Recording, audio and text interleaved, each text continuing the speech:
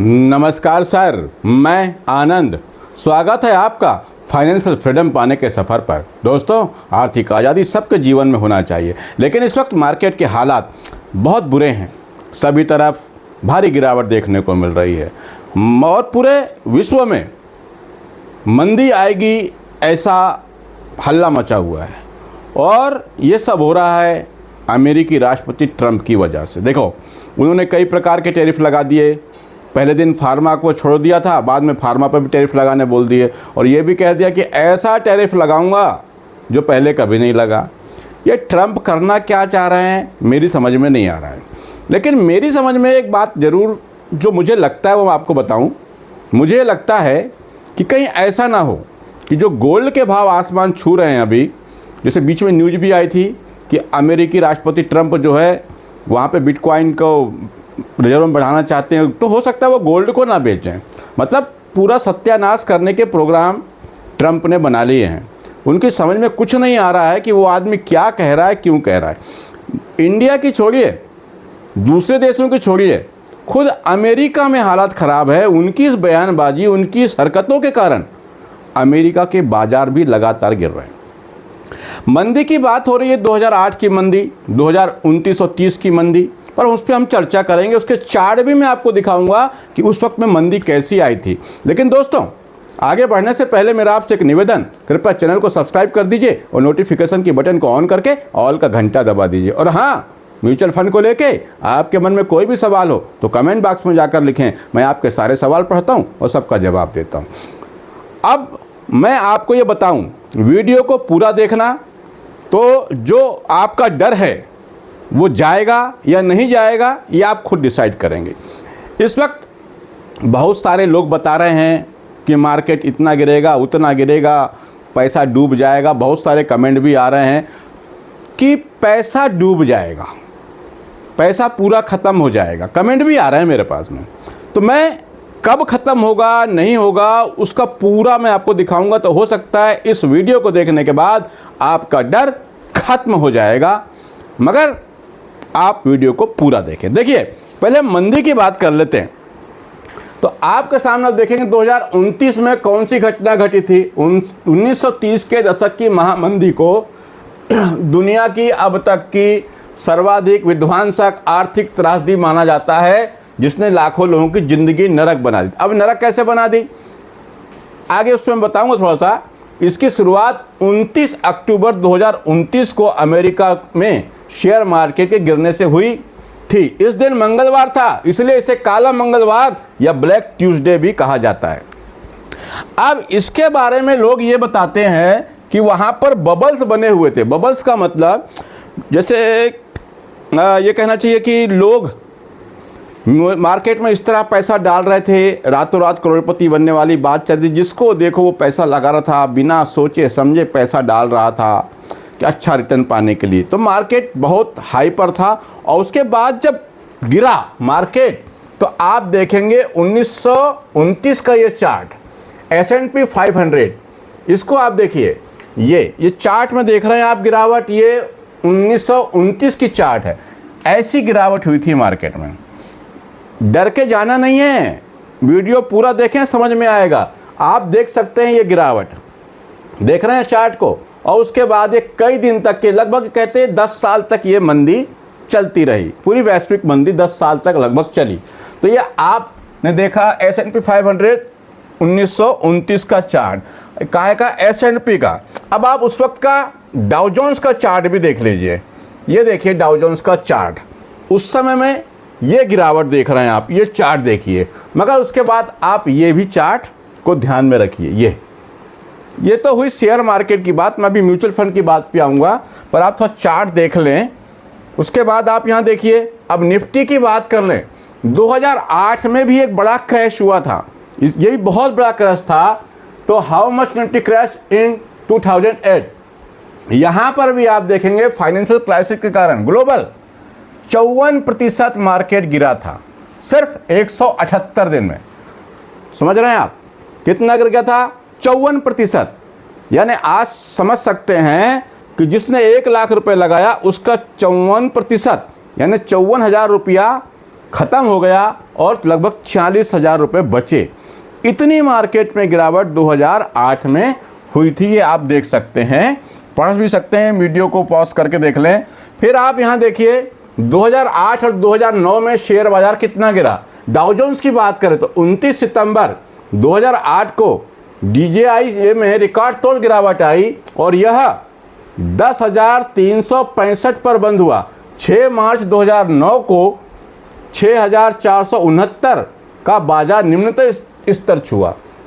आप यहाँ 10,000 से गिरा, यहाँ तक गिरा मार्केट, और 9 अक्टूबर 2007 के उच्च स्तर से 54% ये भी गिरा।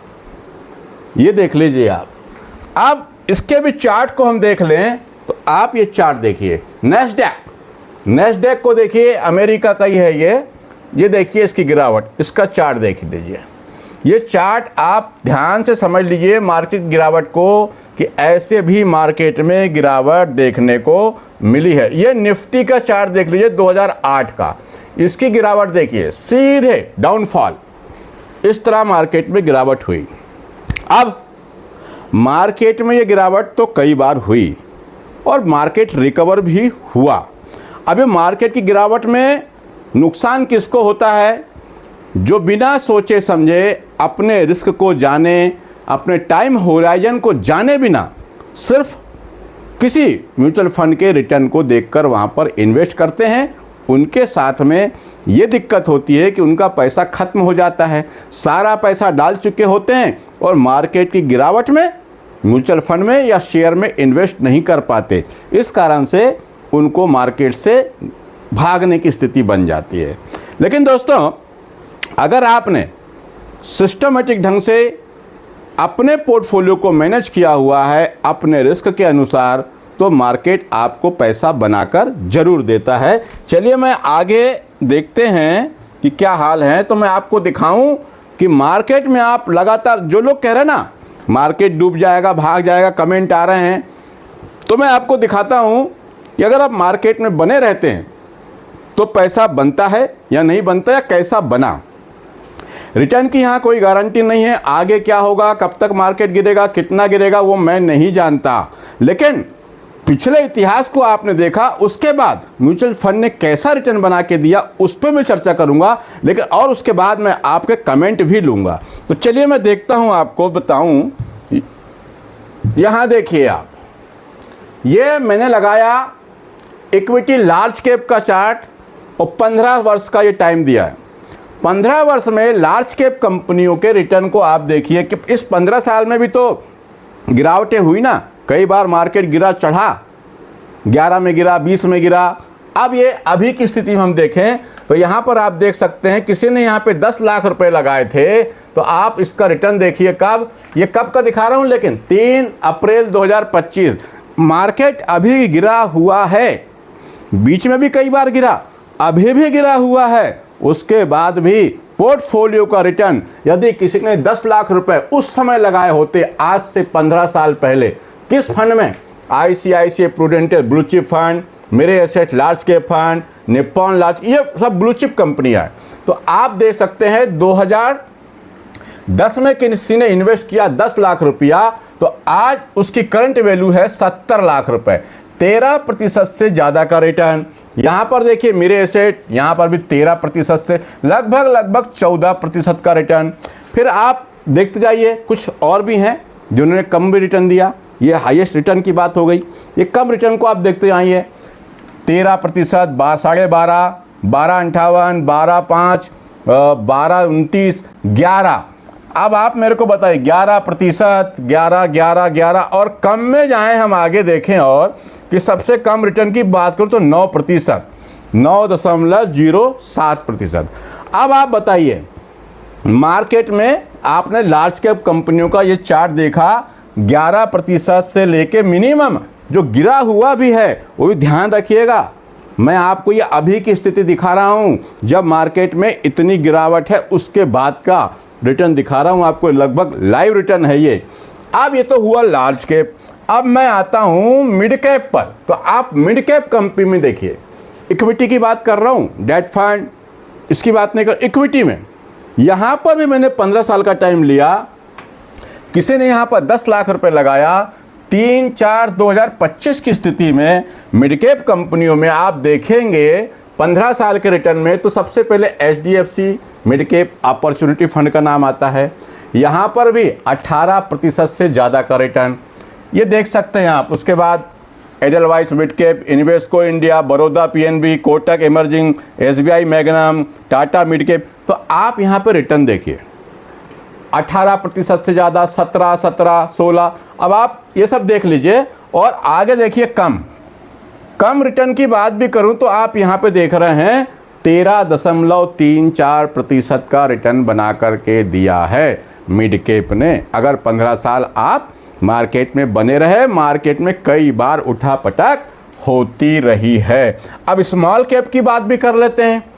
तो देखिए SBI small cap, DSP small cap, Franklin India, Kotak small cap, can't small cap, HDFC, ये सब आप देखिए यहाँ पर भी 15 साल की बात कर रहे हैं 19% से ज़्यादा कर, लगभग 20%, 18, 17, 16, 15, 14, 13%। अगर कम से कम रिटर्न देने वाली बात भी आई तो आदित्य बिरला सन लाइफ स्मॉल कैप फंड, यहाँ पर 13% से ज़्यादा का रिटर्न है। अब ये तो 15 साल का हुआ। अब मैं आपको 20 साल का दिखाता हूं कि 20 साल में 2008 का मार्केट क्रैश भी उसमें शामिल हो जाए। तो यहां पर भी देखिए कुछ ये आप देख सकते हैं, ये स्मॉल कैप है। 2008 की गिरावट की बात भी कर रहा हूं तो देखिए Kotak small cap, Sundaram small cap, can't small cap, यहां पर भी आप देखेंगे 16%, 17% लगभग का रिटर्न, 16% से ज़्यादा का रिटर्न, 14% से ज़्यादा का रिटर्न। इसीलिए मैं कहता हूं कि अगर मार्केट में लंबे समय के लिए आप आए हैं तो आपको मार्केट में बने रहना है, मार्केट की गिरावट से डरना नहीं है। पैसा किसका ख़त्म होगा, नुकसान किसका होगा? तो देखिए अगर आपके पास में आपने सिर्फ स्मॉल कैप में ही पैसा लगाया है तो कोई दिक्कत नहीं, पैसा बनेगा। लेकिन उसके लिए हो सकता है आपको 5 साल 4 साल रुकना पड़ सकता है। हो सकता है, कह रहा हूँ, मार्केट में गारंटी किसी चीज़ की नहीं है। और या फिर आपने सेक्टोरल फंड में पैसा लगाया है। अब सेक्टोरल फंड, थीमेटिक फंड, मैं हमेशा मना करता हूं कि इसमें पैसा ना लगाएं, क्योंकि देखिए सेक्टोरल फंड का ऐसा है, वो कभी चलते हैं कभी नहीं चलते और हर किसी का एक समय रहता है। जैसे अभी हो सकता है सुनने मिल रहा है कि अब ये जो बिजली की उत्पादन की मांग चल रही है, बिजली का खर्च बढ़ रहा है तो एनर्जी सेक्टर चलेगा। लेकिन ट्रंप के ऐलान के बाद IT सेक्टर पूरी तरह से धड़ाम हो गया, फार्मा धड़ाम हो गया, ऐसे बहुत सारे सेक्टरों में बहुत नुकसान हो जाता है। इसलिए मैं कहता हूं कि अपना पैसा ब्रॉडर मार्केट में लगाएं, large cap, mid cap, small cap company में पैसा लगाएं, थीमेटिक और सेक्टोरल फंड से दूर रहें। चलिए, आपके मन में म्यूचुअल फंड को लेकर कोई सवाल हो तो कमेंट बॉक्स में जाकर लिखिए और हाँ, चैनल को सब्सक्राइब कर दीजिए, अपने दोस्त भाई में शेयर जरूर करिए। चलिए, मैं आपको कुछ कमेंट लेता हूँ। आप कमेंट में देखेंगे, देखिए अशोक कुमार जी लिखते हैं बहुत बढ़िया idea, thank you sir. Sameer Dalal sir, मैं आज इसी कमेंट पर ज़्यादा मेरा फोकस था। ये लिखते हैं समीर दलाल सर नमस्ते, निफ्टी -% जाएगा तो म्यूचुअल फंड इन्वेस्टर क्या करें, इन्वेस्ट करें या रिडीम करें दें? म्यूचुअल फंड जीरो हो सकता है क्या सर, सोल्यूशन दीजिएगा। देखिए म्यूचुअल फंड जीरो, मैं कहूँगा म्यूचुअल फंड जीरो नहीं हो सकता। अब होने को तो कुछ भी हो सकता है, लेकिन फिर भी जीरो होने की संभावना बिल्कुल नहीं है, क्योंकि आप किसी भी म्यूचुअल फंड में एक म्यूचुअल फंड भी लेते हैं तो आपके पास 60 से 70 कंपनियां, 30 कंपनियां, 40 कंपनियां होती हैं। इसीलिए हाँ, आपका ये 35% से भी ज़्यादा गिर सकता है, कोई दिक्कत नहीं। मैंने आपको दिखाया 54% भी गिरा है मार्केट, कोरोना के टाइम भी गिरा था, बहुत से लोगों का पैसा आधा हो गया था, आधे से भी कम हो गया था, आपका भी हो सकता है। लेकिन आपके पास फंड अच्छे हैं और आप 10 साल 15 साल के लिए यहाँ पर आए हैं तो आपको मार्केट में बने रहना चाहिए। आपने लिखा है रिडीम करने का, तो ये आप अपने रिस्क के अनुसार देखिए, बाकी मैं रिडीम नहीं करूँगा। अगले कमेंट पे आते हैं। राजू सक्सेना सर लिखते हैं, sir ji good morning. Good morning. ये सुबीत राम मैटी सर ये लिखते हैं, नमस्कार sir, I am investing in mutual fund since 2010, month December 5000 और क्या मंथ रेगुलर फंड में लिया था इन्होंने, and continue investing but direct scheme now. अब ये डायरेक्ट ग्रोथ प्लान में आ गए हैं, कैसे रेगुलर से। अब इन्वेस्ट अमाउंट इज 30,000 पर month in direct fund. I have rupees 20 lakh for lump sum in invest in direct scheme for 15 year. Please suggest which fund good for me. देखिए मुझे लगता है आप शायद फंड के बारे में कितना जानते हैं मुझे नहीं पता, लेकिन आपने यहाँ पर फंड के नाम तो दिए ही नहीं। मैं ये कहता हूँ रेगुलर प्लान का एक्सपेंस रेशो ज़्यादा होता है, डायरेक्ट प्लान का कम होता है, इसलिए डायरेक्ट प्लान में ही इन्वेस्ट करना चाहिए। लेकिन इसके अंदर भी तो बहुत सारे फंड होते हैं ना, ये तो एक स्कीम है, तरीका है कि आप किस फंड में। लेकिन यहाँ पे large cap, mid cap, small cap, sectoral, balance, advantage, hybrid, कई प्रकार के फंड की कैटेगरी है। आपने कौन से फंड लिए हैं वो आपने नाम नहीं लिखा, इसलिए दोबारा अगर आप कमेंट करेंगे तो मैं उस पर कुछ बात करूंगा। अगला कमेंट मैं लेता हूं राजीव रजनीश वर्मा जी।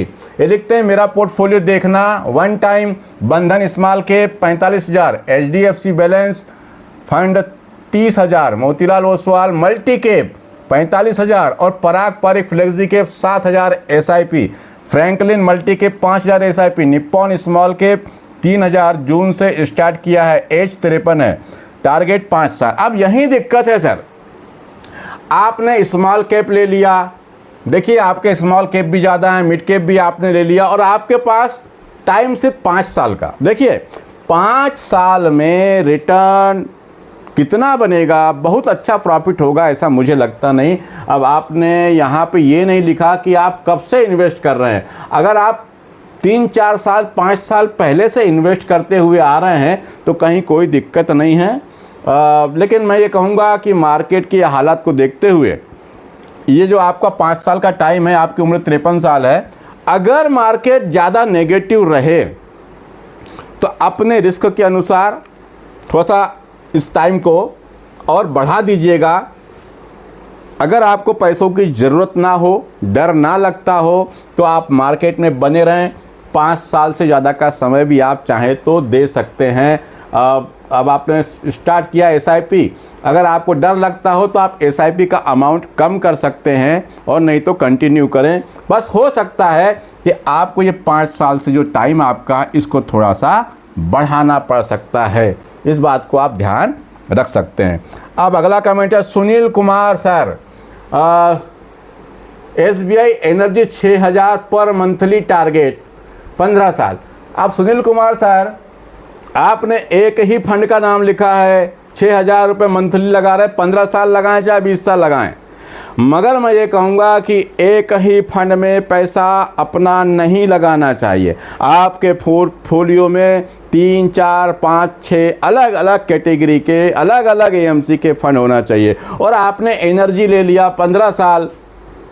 मैं थीमेटिक और सेक्टरल फंड को बिल्कुल पसंद नहीं करता। मैं अभी भी कहूँगा कि धीरे धीरे यहाँ से पैसा शिफ्ट कर दीजिए, SIP बंद करके आप small cap, mid cap, large cap कंपनियों में अपना इन्वेस्ट करें, वहाँ ज़्यादा अच्छा रहेगा। बाकी पैसा है आपका, आपकी मर्जी। नंदलाल सर लिखते हैं sir ji Nifty IT index में 4 लाख लमसम किया हूँ, 55,000 घाटा हुआ है, क्या करें सर, सही रास्ता बताएं। निफ्टी IT इंडेक्स में फिर वही बात, मैं कहता हूँ सेक्टोरल फंड से दूर रहें।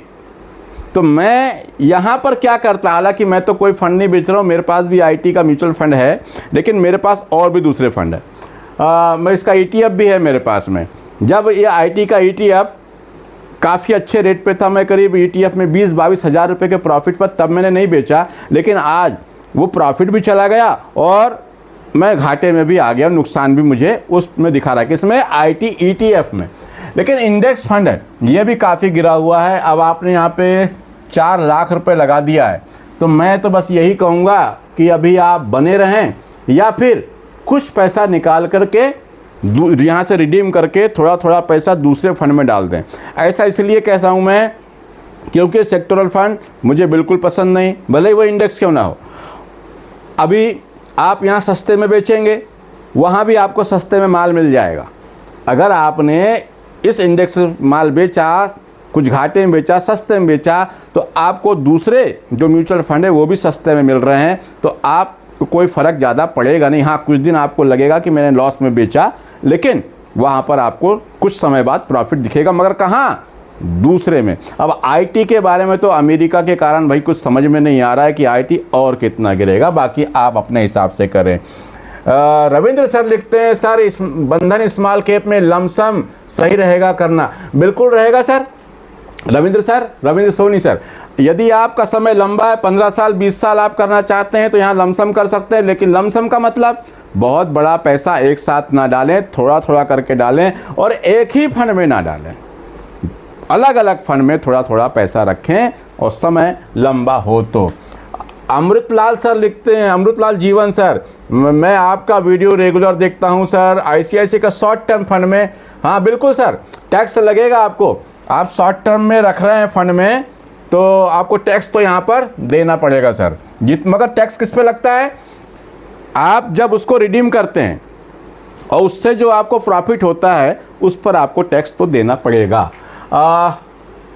ये मठाधीश सर लिखते हैं, नमस्कार सर, मैं अभी एसबीआई का Contra fund, Nippon India small cap fund, SIP कर रहा हूं सर, मुझे 3 फंड और लेना है, प्लीज़ गाइड करें। देखिए आपके पास एसबीआई का कॉन्ट्रा फंड है, अच्छा है, निप्पॉन स्मॉल कैप अच्छा है, 3 फंड की आप बात कर रहे हैं तो मैं आपसे ये कहूँगा, अगर आपका समय लंबा है, 10 साल से ऊपर का टाइम आपके पास है, तो आप एक यहाँ पर मिड कैप फंड जरूर ले लें, मिड कैप एक ले लें, एक लार्ज कैप ले लें और आप एक हाथ फ्लेक्सी कैप जरूर रख लें, और हो सके अगर आप रिस्क ले सकते हैं तो एक स्मॉल कैप फंड और ऐड कर सकते हैं, एक स्मॉल कैप और ऐड कर ले, पर साथ में flexi cap, large cap, mid cap में भी अपना पैसा इन्वेस्ट करें, बाकी आप अपने हिसाब से करें। दोस्तों आज के लिए इतना ही, लेकिन म्यूचुअल फंड को लेकर आपके मन में कोई भी सवाल हो तो कमेंट बॉक्स में जाकर लिखें, और हाँ चैनल को सब्सक्राइब करना मत भूलिए। आज के लिए इतना ही, नमस्कार, जय हिंद, जय भारत।